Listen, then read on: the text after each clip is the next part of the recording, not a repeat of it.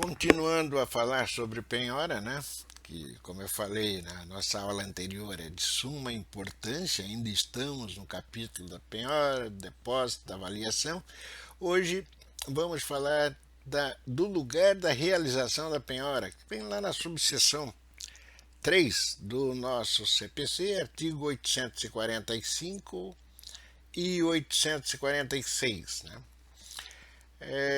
A penhora ela será realizada no lugar onde se encontrem os bens, ainda que eles estejam na posse, a detenção ou a guarda de terceiros. É o que reza o artigo 845 do CPC. Vale dizer, a apreensão judicial, a constrição dos bens decorrentes da penhora, ela vai ocorrer mesmo que esses bens não estejam nas proximidades do executado, quer seja na residência dele, pessoa física, ou, no caso de pessoa jurídica, do estabelecimento comercial. No caso de bens imóveis, ou bens imóveis, melhor dizendo, independente de onde se localizem os bens, como os veículos automotores, né, a penhora será realizada por termo nos autos, conforme se depreende do parágrafo 1º do artigo 845 do nosso ordenamento processual. Há que se dizer, entretanto, que para que seja formalizada, efetivada, concretizada essa penhora, será necessário, no caso de imóveis, né, a apresentação de certidão do Registro Geral de Imóveis, e para veículos de automotores, né, de qualquer certidão que comprove a existência do mesmo. Outro detalhe muito importante é a execução fora da comarca. A lei fala na execução por carta. Obviamente, a execução por carta precatória que vocês já estudaram. Se o executado não possuir bens no foro da execução, ou no foro em que se processa a execução, mas se tiver ele bens em outras comarcas, a execução ela deverá ser feita por carta precatória, caso em que a avaliação e a expropriação, que é a transformação desse bem em dinheiro, ou desses bens em dinheiro, também ocorrerá no foro da situação da coisa. Essa regrinha está no artigo 845 do CPC.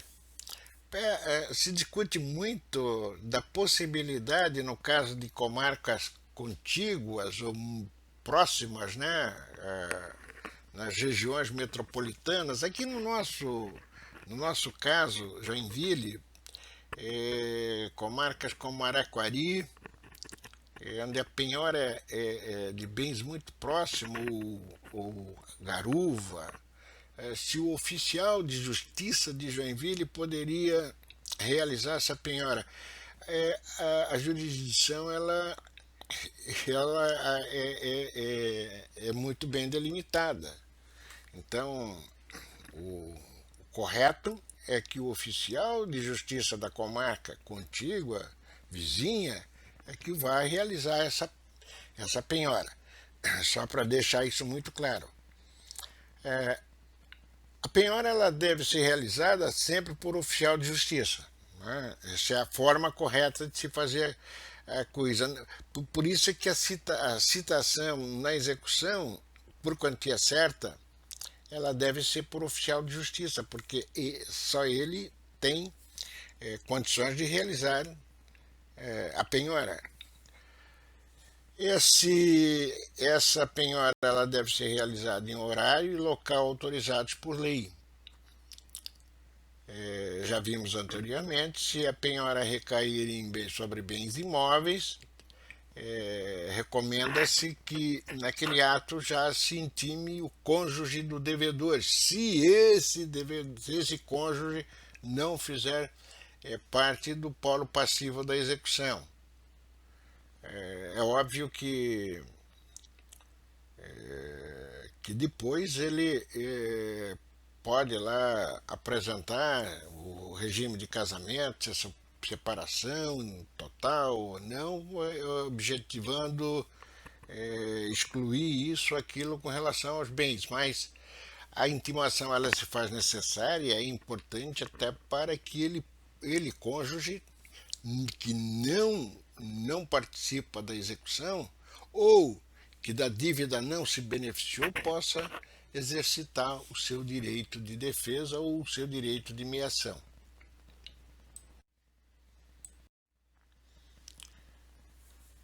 O artigo 846-CAP do CPC, ele reza que se o executado fechar as portas da casa a fim de obstar a penhora dos bens, o oficial de justiça comunicará o fato ao juiz, solicitando-lhe ordem de arrombamento. Bem, gente, a residência do devedor, a princípio, ela é protegida, né? É o templo sagrado dele. Então, a penetração, a invasão do domicílio, ou da residência, ela precisa de ordem específica para esse fim, assim como os bens que guarnecem o lar conjugal, a princípio ele está protegido. Todavia, não raro, lá se encontram bens valiosos e passíveis de penhora e que não estão livres da constrição judicial. Então vejam, obras de arte, joias, carros, motos, jet ski, em garagens trancadas e chaveadas, do qual você não pode ou não possa ter conhecimento do que está sendo guardado lá dentro, e outros bens móveis, né, como cofres internos e lá nas garagens ainda não citei motos, né, é comum também.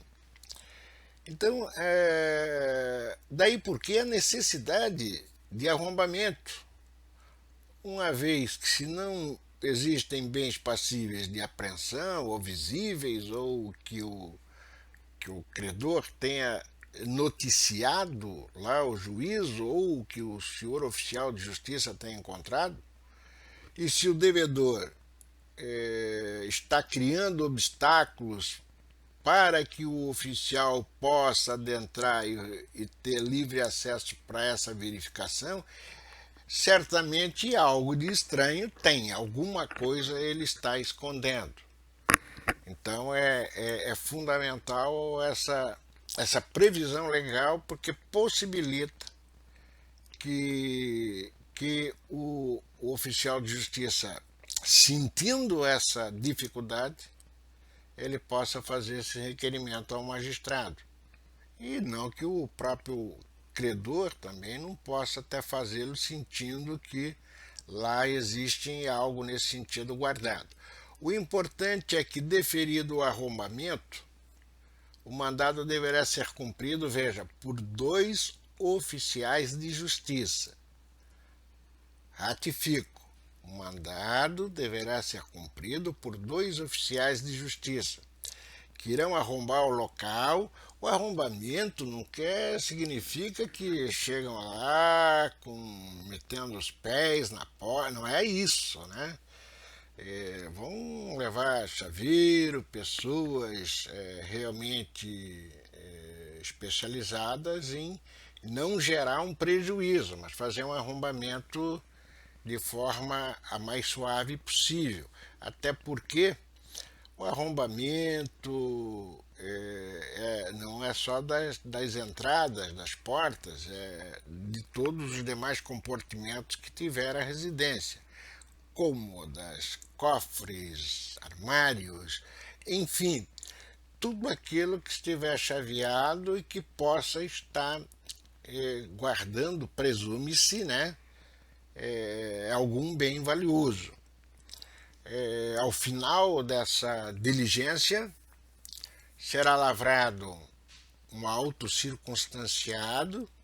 Esse auto, além dos oficiais de justiça, ele deverá ser assinado por duas testemunhas que serão convidadas para acompanhar essas diligências.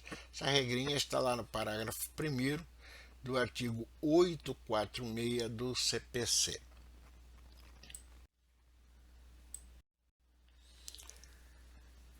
A lei diz que poderá ainda ser requisitada, né,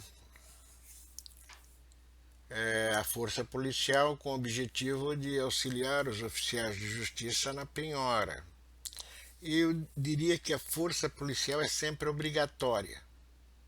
Sem força policial, sem amparo policial, os oficiais de justiça não terão condições de cumprir o mandado. Isso é regra de todos os casos que eu acompanhei ou tive conhecimento. Essa previsão está lá no parágrafo 3º do artigo 846. Então, ao meu ver, não deveria ser uma medida facultativa, deveria ser uma medida obrigatória. Tá? O deferimento do arrombamento já deveria vir acompanhado de ordem para que força policial amparassem os senhores oficiais de justiça nessa situação. Se ainda por derradeiro com relação a essa subseção, né, se o executado continuar resistindo às ordens, seria dado a voz de prisão, e essa voz de prisão, será lavrado um auto dessa prisão em flagrante, que é uma prisão em flagrante, com rol de testemunhas e tudo mais que é exigido para que possa se realizar a competente instrução da ação penal. Vamos então passar para a subseção 4 e estudar as modificações da penhora. O sistema está no artigo 847 a 853 do CPC. A penhora pode ser modificada. Nós vamos ver agora. E a finalidade da penhora é prender parcela do patrimônio do devedor, ou seja, separar determinado bem do seu patrimônio para alienação. E com o objetivo, né, quitar a execução. Mas o CPC também estabelece regras possibilitando a mudança dessa penhora. Que poderá ocorrer por substituição a requerimento do executado, caput do artigo 847, a requerimento por qualquer das partes, artigo 848, incisos 1 a 6, e por redução ou ampliação, e por transferência, e ainda por nova penhora em determinadas situações, desde que se façam presentes alguns requisitos que a partir de agora iremos analisar. Então vamos lá. Substituição requerida pelo executado. Feita a penhora, o executado é intimado e da sua intimação a contar daquele momento, sempre se fala, né, o primeiro dia útil após 10 dias, ele pode requerer a substituição daquele bem por outro, mas deverá apresentar ao juízo um outro que lhe seja menos oneroso, né? e que o bem ofertado, o bem que ele está ofertando não trará nenhum prejuízo ao exequente. Então veja, ele pode pedir no prazo de 10 dias a substituição do bem penhorado por outro, mas terá que demonstrar que, primeiro, que essa substituição é importante para ele, aquele princípio da menor vulnerabilidade, porque será menos onerosa, e que o bem que ele está ofertando não trará nenhum prejuízo ao exequente ou à execução. Regra lá no artigo 847, caput CPC. Que o requerimento do executado ele somente será autorizado pelo magistrado se o devedor atender os requisitos previstos no parágrafo 1º, incisos 1 a 5, e parágrafo 2º do artigo 847, cuja leitura atenta e detalhada pelo acadêmico eu recomendo que seja feita, porque é de vital importância. Quando se fala em requisito, ainda mais para substituição de penhora de bens, para quem vai trabalhar com execução, e a execução aparece na vida de todo profissional do direito, seja em que área for, então o conhecimento, a análise é de vital importância. Dentre os requisitos nominados nos dispositivos legais anteriormente mencionados, eu gostaria de enfatizar que a oferta de bem imóvel em substituição ao bem penhorado, essa oferta pelo executado casado, só será admissível se o seu cônjuge, no momento do pedido, ele apresentar já a sua anuência, a sua concordância com essa oferta. Só não será preciso se ele demonstrar que o seu casamento é o da separação absoluta de bens. Mas naquele ato já tem que demonstrar ou apresentar a certidão de casamento com essa regrinha e essa situação. Antes de decidir sobre o pedido de substituição, o juiz determinará a intimação do exequente para que se manifeste a respeito. Essa regra também está lá no parágrafo 4º do artigo 847. A substituição requerida pelas partes, ela consta lá no artigo 848. E aí ele diz que qualquer uma das partes, ou seja, exequente ou executado, pode requerer a substituição do bem penhorado. Mas aí ele já impõe as regrinhas e já diz em que condições essa substituição pelas partes é possível. E aí essa situação ela está nos incisos 1 a 7, parágrafo único do 848. De qualquer forma, na prática, algumas situações ali previstas, como a não obediência à ordem legal ali do inciso 1, sinceramente são impraticáveis. A execução é um drama para se conseguir bens livres e desembargados de ônus. Sinceramente, na hora da penhora, o que menos se preocupa é com a obediência à gradação legal.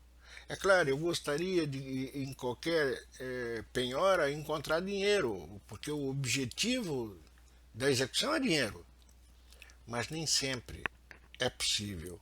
E o que se penhora? Se penhora aquilo que se encontra pela frente. Depois, com vagar, se for encontrado outros bens mais relevantes e que atendam até a gradação, é uma outra história. Mas, a princípio, essa Essa é uma regrinha muito difícil de ser cumprida e de ser exigida.